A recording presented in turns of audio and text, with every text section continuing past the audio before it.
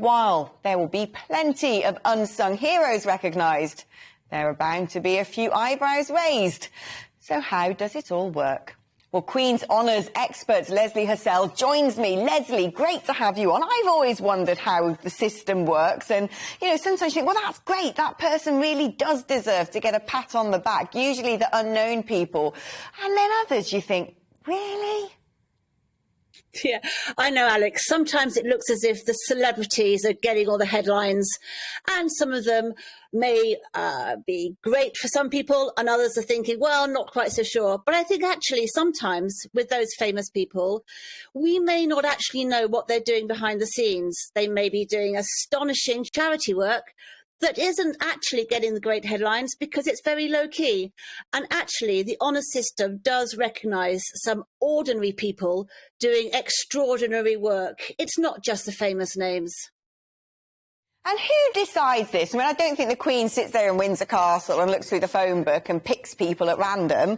So who gets to nominate someone for an honours, and how does the sort of filtering system work? And does the panel decide who makes it and who doesn't? Then does the Queen sign it off? What is the process? Yeah, really good questions. And ultimately, you have to be in it to win it.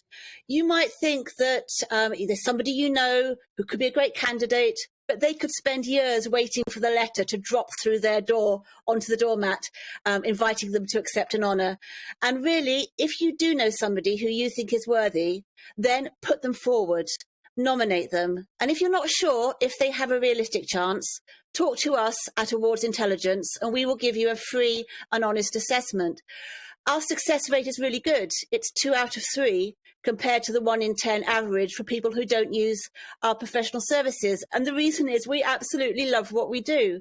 And I love working with people to get recognised, get recognition for somebody like the surgeon, the pioneering surgeon who is behind a world first in prostate surgery, or the entrepreneur who spent 30 years in a really high-powered job and then had a breakdown. And he spent the last 10 years working on mental health campaigns.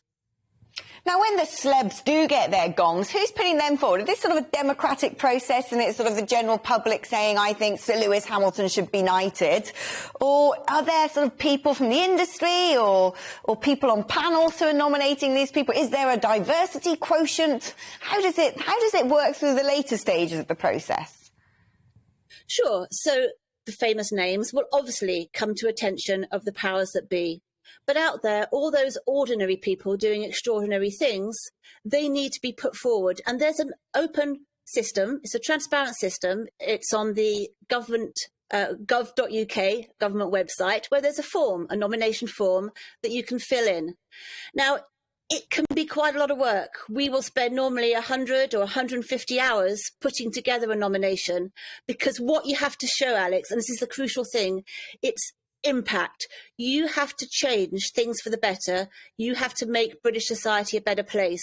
And if you can prove that you can do that, and that you have done that, with a really compelling nomination, then yes, your nomination goes first to the Cabinet Office, and then to one of 9 individual committees. For example, a doctor, their nomination will go to the Health Committee, a teacher, Education Committee.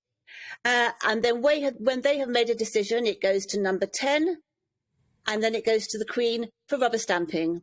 And Her Majesty and her advisors will cast their eye over that list to make sure that it does represent the best of Britain. So, Lesley, final question. Who are the runners and riders for nominations, or actually for the actual gongs themselves, for honours this year? Well, I would really like to see President Zelensky of Ukraine get an honorary knighthood.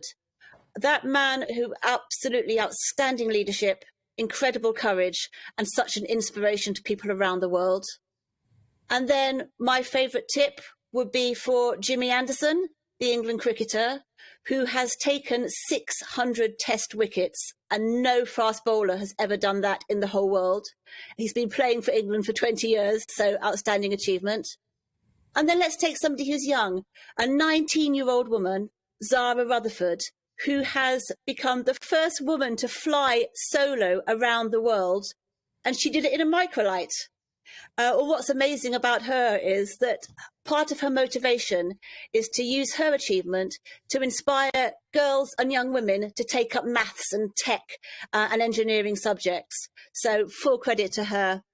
I'd also like to see Rachel Blackmore, the jockey, who was the first woman to win the Cheltenham Gold Cup in March, after being the first woman to win the Grand National last year. So why on earth not an honorary award for Rachel Blackmore?